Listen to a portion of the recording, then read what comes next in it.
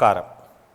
വളരെ പ്രധാനപ്പെട്ട ഒരു വിഷയമാണ് നമ്മളിൽ നിന്നൊക്കെ അകന്നുപോയ ഒരു ശീലം. ചിലപ്പോൾ കേൾക്കുമ്പോൾ അയ്യേ ഇതായിരുന്നോ എന്നുള്ള ഒരു ചിന്തയാവാം ഏവരിലും. അയ്യേ ഇതായിരുന്നോ എന്നുള്ള ചിന്ത. പക്ഷേ വിഷയം അത്യന്തം ഗൗരവമാണ്.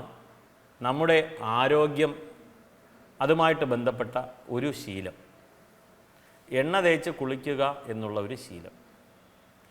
ഇതെന്താണ്, ഇവിടെ എന്തുകൊണ്ട് ഇത് പറയുന്നു എന്നുള്ളതാണ്.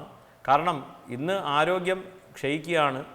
നമ്മുടെ മനസ്സിൽ എപ്പോഴും ഉള്ളത് പനി വന്നാൽ പാരസെറ്റമോൾ എന്നുള്ളതായി.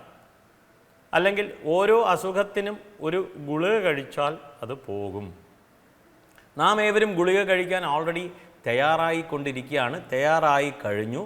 കാരണം മനുഷ്യനെ ഇന്ന് മരുന്നുകൾ ദഹിപ്പിക്കുന്ന യന്ത്രമാക്കി ലോകം മാറ്റി. മനുഷ്യനാണോ സമൂഹത്തെ ചീത്തയാക്കിയത്, അല്ല സമൂഹമാണോ മനുഷ്യനെ ചീത്തയാക്കിയത് എന്ന് ചിന്തിക്കേണ്ട അവസ്ഥയാണ്. ഇന്ന് മരുന്നുകൾ നാം ദഹിപ്പിച്ചുകൊണ്ടിരിക്കുകയാണ്. നമ്മുടെ മനസ്സിലൊക്കെ വരുന്നിടത്ത് വെച്ച് കാണാം എന്നുള്ള ഒരു ചിന്താ പദ്ധതിയിലൂടെ മുന്നോട്ട് പോവുകയാണ്. ഒന്ന് ആലോചിക്കുക, എല്ലാ ജീവജാലങ്ങളും ശയനേ ഭോജനേ ചൈവ പ്രജോത്പാദന കർമ്മസു സമാനഭാവോ ഭൂതാനാം എന്ന് പറയുന്നു.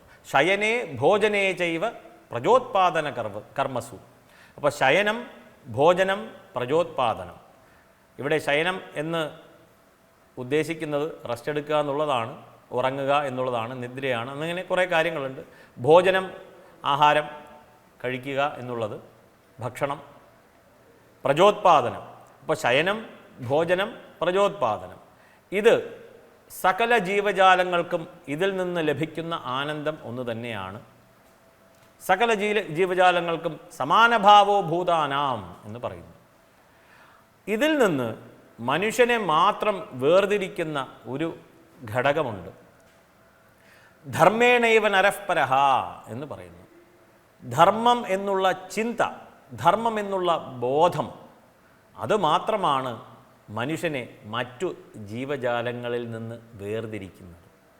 വിവേകം, ആ വിവേക ബുദ്ധി, ആ ബുദ്ധിയുള്ള മനുഷ്യൻ ധർമ്മചിന്ത കൈക്കൊള്ളുകയാണ്. ധർമ്മം.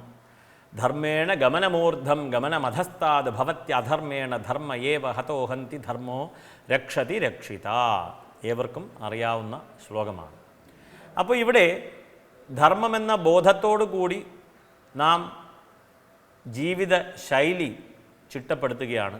അതിൽ ആരോഗ്യവാനായ ഒരു വ്യക്തിക്ക് മാത്രമേ ധർമ്മം നടപ്പിലാക്കി മുന്നോട്ട് പോകാൻ സാധിക്കുകയുള്ളൂ. ഇല്ലെങ്കിൽ ആരോഗ്യം ക്ഷയിച്ച ഒരാൾക്ക് ധർമ്മലോപം, ഓട്ടോമാറ്റിക്കലി നമുക്ക് അധികം ധർമ്മം ചെയ്യാൻ പറ്റില്ല. ആരോഗ്യം വേണം. ധർമ്മലോപം ഉണ്ടായിക്കൊണ്ടിരിക്കുകയാണ്. കിടപ്പിലായി എന്ത് ക്രിയയാണ് നമ്മളെക്കൊണ്ട് ചെയ്യുക? കർമ്മം ചെയ്യണ്ടേ? അപ്പോൾ ആരോഗ്യം വേണ്ടേ എന്നുള്ള തോന്നൽ. അങ്ങനെ ആയുർവേദ ശാസ്ത്രം എണ്ണ തേച്ച് കുളി നിർബന്ധമാക്കി. ആയുർവേദമുണ്ടോ ഇല്ലെങ്കിൽ മുത്തശ്ശി പറഞ്ഞതാണോ നമുക്കറിയില്ല. നമ്മുടെ ശീലത്തിൽ വന്നുപെട്ട ഒരു വിഷയമാണ് എണ്ണ തേച്ച് കുളി. ഈ എണ്ണ തേച്ച് കുളി ഇന്ന് ആരും ചെയ്യുന്നില്ല, അത് പോയി. സ്ത്രീകൾ ഏവരും ചൊവ്വയും വെള്ളിയും എണ്ണ തേച്ച് കുളിക്കുക. അഭ്യംഗ സ്നാനം. പുരുഷന് ബുധനും ശനിയും പറഞ്ഞിട്ടുണ്ട്. ഇനി ആരെങ്കിലും ചോദിക്കരുത്, ഞായറാഴ്ച എണ്ണ തേച്ച് കുളിക്കാൻ പാടില്ലേ, കുളിച്ചാൽ എന്ത് വരും എന്ന് ചോദിക്കരുത്. കാരണം ഉത്തരം അറിയില്ല. ശാസ്ത്രങ്ങളിൽ പറഞ്ഞിട്ടുണ്ട്, സ്ത്രീക്ക് ചൊവ്വയും വെള്ളിയും പ്രധാനമായി കൽപ്പിച്ച് ചെയ്തു കൊള്ളുക. നാം അതിനെ അനുസരിക്കുന്നു. പുരുഷൻ ബുധനാഴ്ചയും ശനിയാഴ്ചയും അഭ്യംഗ സ്നാനം ചെയ്യുന്നത് ഉത്തമമാകുന്നു. അതായത് നിത്യ അഭ്യംഗ സ്നാനത്തിന് സാധിക്കാതെ വരുമ്പോഴാണിത്. എന്നും എണ്ണ തേച്ച് കുളിക്കണം എന്നുള്ളതാണ് നടക്കാറില്ല. ആഴ്ചയിൽ 2 ദിവസമെങ്കിലും എണ്ണ തേച്ച് കുളിക്കുകയാണെങ്കിൽ ഒരു 70-80% അസുഖം വരില്ല എന്നുള്ളത് ആയുർവേദ ശാസ്ത്രം ഇല്ലെങ്കിൽ അതുമായിട്ട് ബന്ധപ്പെട്ടിരിക്കുന്ന എല്ലാ ആചാര്യന്മാരാലും പറയപ്പെട്ട ഒരു സത്യം തന്നെയാണ്. ഇതിനധികം ചിലവൊന്നുമില്ല. നമ്മൾ എവിടെയും പോകേണ്ടതില്ല.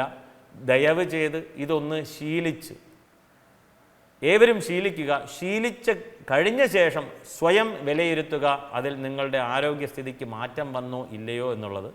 എണ്ണ തേച്ച് കുളിക്കുന്നത് നല്ലെണ്ണ അല്ലെങ്കിൽ വെളിച്ചെണ്ണ ഉപയോഗിക്കുന്നത് ഉത്തമമാകുന്നു.